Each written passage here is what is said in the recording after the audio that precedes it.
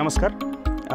यशवंतराव चव्हाण महाराष्ट्र मुक्त विद्यापीठाच्या कृषी विज्ञान केंद्राचं हे जे यश मधुमक्षिका प्रकल्प आहे त्याच्यामध्ये आपण सध्या उभे आहोत. आज आपण बघणार आहोत की मधुमक्षिकेचा सर्वात मोठा शत्रू तो म्हणजे वॅक्स मॉथ, ज्याला आपण मराठीत म्हणतो मेणकिडा. आता हा मेणकिडा कसा बघायचा, कारण मेणकिड्याचं एक वैशिष्ट्य सगळ्यात मोठं असं आहे की मेणकिडा येऊ न देणे हे खूप सोपं आहे, पण मेणकिडा आल्यानंतर त्याचं व्यवस्थापन करणे हे प्रचंड अवघड आहे.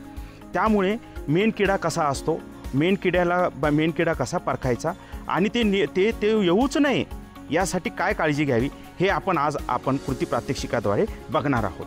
तर ही मधुमक्षिकाची पेटी आहे जी मेणकिड्याच्या प्रादुर्भावामुळे उडून गेलेली आहे. कारण मेणकिड्याचा प्रादुर्भाव झाला की मधुमक्षिकाची ही वसाहत उडून जाते, ती तिथं राहत नाही. तर आपण बघूयात की मेणकिडाचं पोळं कसं दिसतं आणि मेणकिडा कसा ओळखावा. याच्यामध्ये आपण बघू शकतो, मी तुम्हाला एक प्लेट काढून दाखवतो ज्याच्यामध्ये मधुमक्षिकांनी हे पोळं बांधलं होतं. आणि हे पोळं बांधल्यानंतर काय झालेलं आहे तुम्ही बघू शकता इथे, की या प्रकारे जर तुम्हाला ही अशी अवस्था किंवा ही अशी जर दिसत असेल तर हे मेणकिड्याचं हे सगळ्यात महत्त्वाचं साईन आहे की तुमच्या पोळ्यावर या मेणकिड्याचा प्रादुर्भाव झालेला आहे.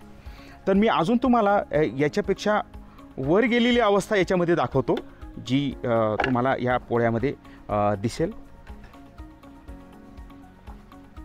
हे पोळं बघू शकता तुम्ही. याच्यामध्ये जर अशा लाईन्स जर तुम्हाला अशा दिसल्या आहे, अशा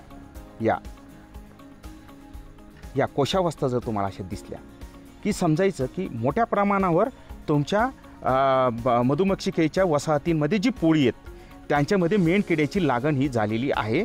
आणि ही जर मेणकिड्याची लागण झालेली असेल तर असे पोळे तत्काळ त्या मधुमक्षिकेच्या पेटीमधून आपल्याला काढून टाकायचे आहेत आणि त्या नष्ट करायच्या आहेत. तर हे बघू शकता आपण, अतिशय सोपं साईन आहे. तुम्ही जर हे बघितलं, या कोशावस्था अशा लाईनीत तुम्हाला आढळतील, अशा लाईनीत तुम्हाला आढळतील.